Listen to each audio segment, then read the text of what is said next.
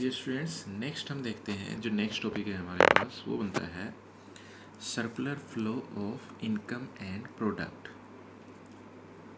चक्रीय प्रभाव किसका? आय और उत्पाद का। अब सबसे पहली चीज़ देखते हैं जो इनकम का जो सर्कुलर फ्लो है वो होता क्या है।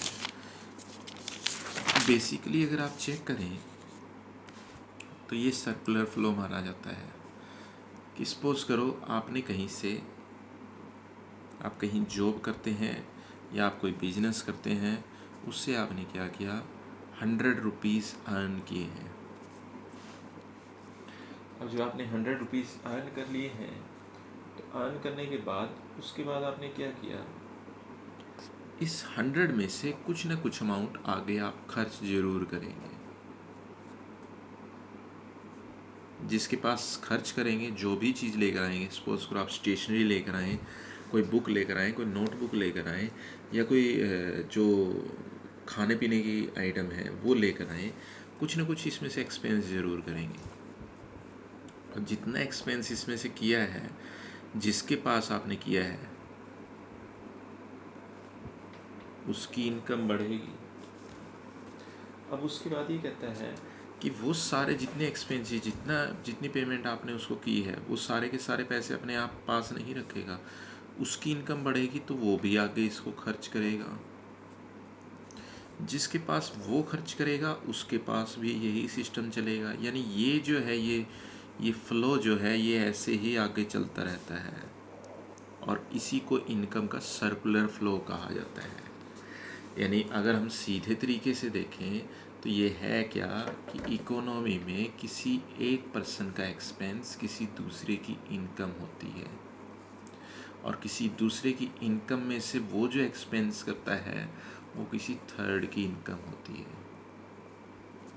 तो ये ऐसे ही फ्लो ऐसे ही चलता रहता है लगातार, और यही फ्लो क्या करता है, यही फ्लो आगे इनकम इंक्रीज़ करता है, यही फ्लो आगे इनकम को बढ़ाता है। तो इसी की वजह से अगर देखें, इसी की वजह से जो इनकम है, इनकम सबके पास जाती रहती है। जैसे अगर हम देखते हैं ना, सपोज करो कोई प्रोडक्शन करता है, कोई बिजनेसमैन प्रोडक्शन करता है। अब प्रोडक्शन करने के लिए उसे क्या चाहिए, प्रोडक्शन करने के लिए उसे एम्प्लॉय चाहिए। अब एम्प्लॉयज़ क्या करेंगे, एम्प्लॉयज़ जब काम करेंगे तो उन्हें क्या मिलेगी, सैलरी मिलेगी बदले में। वो उस सैलरी को आगे खर्च करेंगे एज एक्सपेंस। अब खर्च कहाँ करेंगे, मार्केट के अंदर। अब मार्केट के अंदर जब वो खर्च करेंगे तो मार्केट के अंदर खर्च करने से डिमांड बढ़ेगी। जब डिमांड बढ़ेगी तो डिमांड को पूरा करने के लिए आगे प्रोडक्शन भी बढ़ाना पड़ेगा। प्रोडक्शन बढ़ाने के लिए और ज़्यादा एम्प्लॉय चाहिए, यानी एम्प्लॉयमेंट जनरेट होगा और इनकम उनकी फिर से बढ़ेगी। तो इस तरह से ये सर्कल चलते रहते हैं आगे से आगे। यानी अगर आप कहीं 1 रुपया भी खर्च करते हैं तो ये मान के चलें उस 1 रुपये से बहुत से लोगों को इनकम मिलती है। तो इसीलिए कहा जाता है, अगर हम अर्थव्यवस्था की बात करते हैं ना, तो इसीलिए कहा जाता है कि अगर आप कहीं से कुछ कमाते हैं तो उस सारे अमाउंट को कभी भी बचा कर नहीं रखना चाहिए। इसीलिए कहा जाता है कि आय को अगर संपूर्ण बचत के रूप में रख लिया जाता है, कि जितनी इनकम आपको हुई है अगर वो सारी की सारी बचत के रूप में आप रख लेते हैं तो उससे ज़्यादा, उससे घटिया काम कोई नहीं माना जाता। रीज़न ये है कि जब सारा ही जितना आप कमाएंगे सारा ही सबकी बचत कर लेंगे तो आगे वो कहीं भी इकोनॉमी के अंदर वो पैसा कहीं नहीं जाएगा। अब आगे नहीं जाएगा तो रिजल्ट क्या निकलेगा, रिजल्ट ये निकलेगा कि आगे जो जितने भी आगे आपके पास जितने भी प्रोडक्शन के फैक्टर हैं या जितनी भी चीज़ें हैं, सबकी इनकम एज इट इज़ रुक जाएगी। तो ये हम देखते हैं, ये तो था आपका सर्कुलर फ्लो ऑफ इनकम। अब सर्कुलर फ्लो ऑफ इनकम में ये कहता है कि सर्कुलर फ्लो ऑफ इनकम के अकॉर्डिंग अगर देखें, किसी भी इकोनॉमी के अंदर 5 सेक्टर होते हैं मेनली। कौन कौन से एक बार नाम पढ़ लेते हैं। ये है आपका प्रोड्यूसर सेक्टर, उत्पादक क्षेत्र। ये है आपका हाउस होल्ड सेक्टर, गृहस्थ क्षेत्र, गवर्नमेंट सेक्टर, सरकारी क्षेत्र, रेस्ट ऑफ द वर्ल्ड, शेष विश्व, और लास्ट है आपका फाइनेंशियल सेक्टर, वित्तीय क्षेत्र। अब ये हैं क्या क्या, वन बाय वन देखते हैं। सबसे पहले आते हैं किसके ऊपर, सबसे पहले आते हैं हम प्रोड्यूसर सेक्टर के ऊपर। प्रोड्यूसर सेक्टर है आपका उत्पादक क्षेत्र। अब उत्पादक क्षेत्र क्या करता है, सीधी भाषा में अगर देखा जाए इसके नाम से ही पता चलता है, गुड्स एंड सर्विसेज इनका प्रोडक्शन करता है। उसके बाद नेक्स्ट अगर देखें, गृहस्थ क्षेत्र, consumption of goods and services, consumption of goods and services, that means जो गुड्स एंड सर्विसेज हैं उनका जो कंजप्शन है, कंजप्शन करता है यानी वस्तुओं और सेवाओं का उपभोग करता है। उसके बाद जो हाउस होल्ड सेक्टर है, हाउस होल्ड सेक्टर के पास ही जो फैक्टर्स हैं, हमारे पास 4 फैक्टर्स ऑफ प्रोडक्शन हैं। ये हैं आपके फैक्टर्स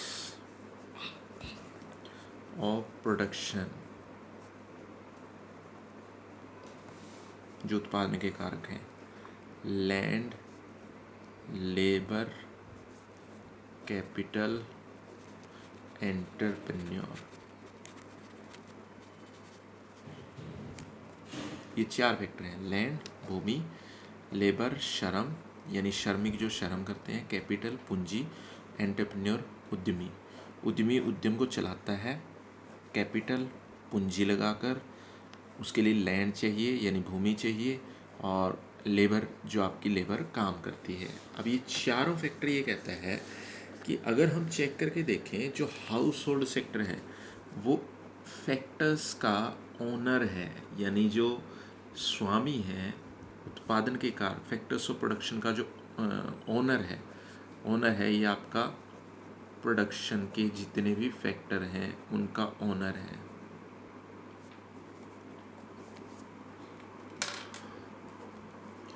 फैक्टर्स का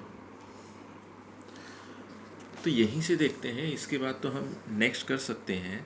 लेकिन अगर एक बार इसी से अगर हम देखें, उत्पादक क्षेत्र क्या कर रहा है, गुड्स और सर्विसेज का प्रोडक्शन कर रहा है।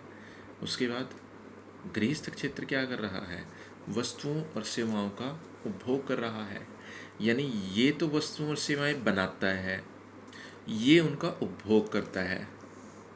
एक आपका जो फ्लो है, एक फ्लो तो यही बन गया है कि इसने बनाई, इसने मैन्युफैक्चरिंग की, इसने कंजम्पशन कर लिया। एक फ्लो और आपका बन जाएगा।